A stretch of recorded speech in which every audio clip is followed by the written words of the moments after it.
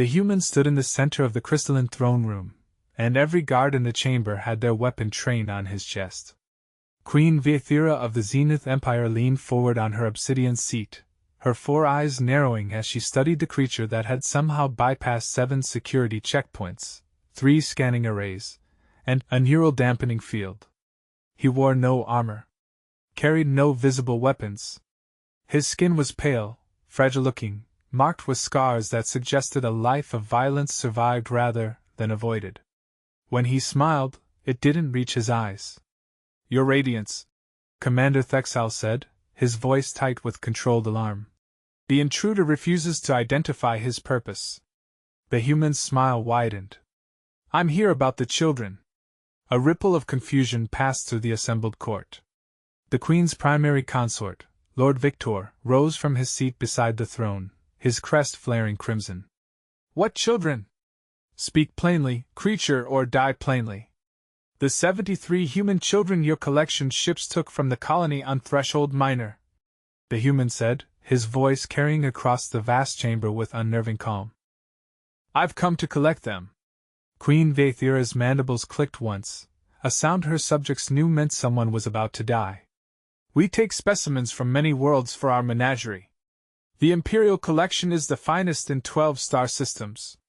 Your children are well cared for." "They're not specimens," the human said. "They're children. They are property of the Zenith Empire, acquired legally under salvage rights after your colony's regrettable destruction." The Queen's tone suggested the matter was closed. "You have 30 seconds to leave before I have you dissected." The human didn't move. "You don't understand what you've done." "I understand perfectly." The Queen gestured, and 2 guards moved forward. "I have acquired rare specimens of a species newly discovered in our territory. They will live comfortable lives here, studied and preserved. This is an honor." "They have parents," the human said, and something in his voice made Commander Thexal raise his hand, halting the guards mid-step. The commander had fought in 17 campaigns, survived 3 assassination attempts, and once walked away from a ship crash that killed everyone else aboard. He knew the sound of a man who had already decided to die if necessary. "The parents are dead," the Queen said. "We found the children in the ruins." "Not all the parents." The human's eyes locked onto hers. "I'm one of them." The throne room fell silent. Queen Vaethira studied him with new interest, her head tilting in the gesture her species used when recalculating probabilities. "You came alone into the heart of the Empire for this?" "Yes." "That's either remarkably brave or remarkably stupid." "It's both," the human admitted. "But I'm not leaving without them." Lord Victor laughed, a chittering sound. "You're surrounded by the finest warriors in the quadrant. You'll die before you reach the door." The human's expression didn't change. "Probably. But you should know something about humans before you make that decision final. We're new to your empire. New to this whole galactic community thing. So you don't have much data on us yet." "We know enough," the Queen said. "Weak gravity world species. Limited natural defenses. No venom, no armored hide, no enhanced senses. Frankly, we're puzzled how you survived long enough to develop space travel." "That's the thing," the human said softly. "We survived because we're very, very good at one specific thing. We're the best in the galaxy at it, actually, though you haven't figured that out yet." Commander Thexal felt his combat implants activate involuntarily, flooding his system with adrenaline. "Your Radiance, I recommend we hear him out." "Curious," the Queen mused. "My most decorated commander advocates for negotiation with an unarmed intruder." "Very well, human. Enlighten us. What are your species so exceptionally good at?" The human's smile faded completely. "Holding grudges." The words hung in the air. The Queen's 4th eye, the one she used for reading deep emotional states, focused entirely on the human. What she saw there made her primary heart skip a beat. "You came here to negotiate," she said slowly. "But not for the children's release." "No," the human confirmed. I came to give you one chance to return them voluntarily before the rest of humanity finds out what happened. Because if they find out. He paused, and in that silence the Queen heard something she'd never experienced before in her 300 years of rule, the sound of an inevitability. If they find out, your radiance, your empire will burn. Not today. Not tomorrow. But eventually. Because humans don't forgive. We don't forget. And we never ever stop. You threaten me in my own throne room? I'm warning you, the human said. There's a difference. You asked what makes humans special. It's not strength. It's not intelligence. It's persistence. We chase things across years. Across lifetimes. Across generations.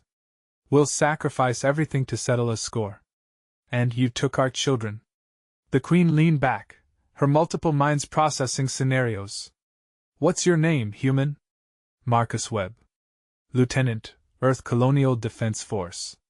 Father of Emma Webb, age 7, currently being held in your menagerie, Section 12. And if I refuse? Marcus Webb met her gaze without flinching. Then, you'll find out exactly what humans eat on Earth, your radiance. We'll eat grief. We'll eat rage. We'll feed on vengeance until it's all that's left of us. And then, we'll come for you anyway. Queen Vaethira made her decision. The guards tensed as she raised her hand, but instead of giving the kill order, she activated a communication crystal. Bring me the human juveniles from Section 12. All of them. Immediately. Lord Victor's crest flared in shock. Your radiance, you can't possibly. Silence. The word cut like a blade. The Queen's eyes never left Marcus Webb's face. Commander Thexal, your assessment? The commander's mandibles clicked thoughtfully. I've fought many species, your radiance. The ones who talk about their strength are rarely dangerous. But the ones who talk about their willingness to lose everything? He paused. Those are the ones who win. My thinking exactly? The Queen stood, her massive form casting shadows across the crystalline floor. Tell me, Marcus Webb. What do humans eat on Earth that makes you so persistent? What fuels this capacity for endless grudges? Marcus considered the question carefully, understanding it for what it was, a test. The entire negotiation had been a test. This Queen hadn't survived 3 centuries by underestimating new threats. We eat hope, he said finally. We consume it even when there's none left. We manufacture it from nothing. And we feed it to our children as bedtime stories about people who never gave up, never surrendered, never stopped fighting for what mattered. He took a breath. You have impressive warriors, your radiance. But we have parents. And there's nothing in this galaxy more dangerous than a parent who thinks their child is in danger. The doors to the menagerie opened, and Marcus heard a sound that made his heart crack, Emma's voice calling his name. He didn't turn, didn't break eye contact with the Queen, even as tears ran down his face. Take them, Queen Vaethira said. All 73. And take this message back to your people. The Zenith Empire does not make the same mistake twice. We will not underestimate humanity again. Thank you, your radiance. Don't thank me, Lieutenant Webb. I didn't do this out of kindness. I did it because I ran the numbers, and in every scenario where I kept those children, my empire eventually fell. She leaned forward. That's what frightens me most about your species. Not your weapons. Not your ships. But the fact that you make vengeance a mathematical certainty. Marcus finally turned to see Emma running toward him, followed by dozens of other children and the bewildered menagerie keepers. He caught his daughter in his arms, and for a moment the entire throne room watched in silence as a father held his child. Commander Thexal approached and spoke quietly. The ships are ready to transport them all to the neutral station at Kelvin's Rest. From there, you can arrange passage home. He paused. For what it's worth, Lieutenant, you're either the bravest being I've ever met, or the most foolish. It's both. Marcus repeated, Emma's arms tight around his neck. But it doesn't matter. She was worth it. They're all worth it. As the children were led away toward the transport ships, Queen Vaethira called out one final time. Lieutenant Webb. One question before you go. You said humans hold grudges across generations. What would you have done if I'd refused? You're one man. Your people don't even know you're here. Marcus met her eyes one last time. Your radiance, my people didn't know I was here. But they know now. I activated my distress beacon the moment I entered this chamber. Every human ship within 3 systems heard it. Every human colony got the message. And the message was simple: they have our children. He smiled, and this time it was genuine, if tired. So to answer your question, I didn't need to do anything else. If you'd refused, you'd have learned exactly what humanity becomes when someone hurts our young. And you'd have learned it the hard way. The Queen watched him leave, surrounded by children who clutched his hands and clothes, chattering about their ordeal with the resilience only the young possessed. When the throne room doors closed, Lord Victor approached. You gave in to his demands? He said carefully. The court will question this decision. Let them question. Queen Vaethira replied. I've conquered 17 worlds. I've crushed 4 rebellions. I've outlived 6 rivals who thought they could take my throne. But I've survived this long by knowing which battles to fight and which to walk away from. She gestured at the doors. That human was willing to die. More than that, he was willing to doom his entire species to a war they couldn't win, just for a chance to save those children. That's not bravery. That's something else entirely. What? Lord Victor asked. Love, the Queen said simply. And it's far more dangerous than hate. Hate burns out. Love endures. She settled back onto her throne. Spread the word throughout the Empire. Humanity is to be left alone. No raids. No salvage operations. No collection of specimens. We pretend they don't exist unless they initiate contact. Your Radiance, they're barely a Type 1 civilization. They have perhaps 60 colony worlds at most. We could wake up in 1,000 years to find our Empire ashes and our worlds occupied by the descendants of humans who never forgot this day. The Queen interrupted. I've seen species rise and fall, Lord Victor. The ones who survive aren't the strongest or the smartest. They're the ones who know when to stop pushing. She fixed him with all 4 eyes. We've pushed far enough. Commander Thexel returned an hour later, after ensuring the children were safely aboard the transport. They're away, Your Radiance. Lieutenant Webb left a final message. He said, Thank you for choosing wisdom over pride. Humanity will remember this kindness. Kindness, the Queen repeated, tasting the word. He calls it kindness when I simply returned what should never have been taken. She was quiet for a long moment. Commander, in your military assessment, how would a war with humanity conclude? Thexel's answer came without hesitation. We would win every battle and lose the war. They would die by the millions, but they would never surrender. Eventually, the cost of occupation would exceed the value of conquest. And even if we exterminated them completely. He trailed off. Yes? We would spend the rest of our civilization's existence wondering if we'd gotten all of them. Wondering if somewhere, one ship escaped. One colony survived. One parent lost their child and decided to dedicate their existence to revenge. The commander's voice was grave. That's no way to rule an empire, Your Radiance. Always looking over your shoulder. Always waiting for the knife. The Queen nodded slowly. You understand. Good. Make sure the rest of the military command understands as well. Humanity is not our enemy. They're not our subjects. They're simply other. And we will leave them that way. 3 days later, Marcus Webb stood on the observation deck of the transport ship, watching Emma sleep in the medical bay with 62 other rescued children. The medical staff had examined them all and found them physically healthy, if traumatized. The Zenith Empire had kept its word about good care, at least in the physical sense. But children needed more than food and shelter. They needed home. They needed family. They needed the certainty that someone would fight for them. Captain Sarah Chin approached, her expression unreadable. Lieutenant, I've received reports from Earth Command.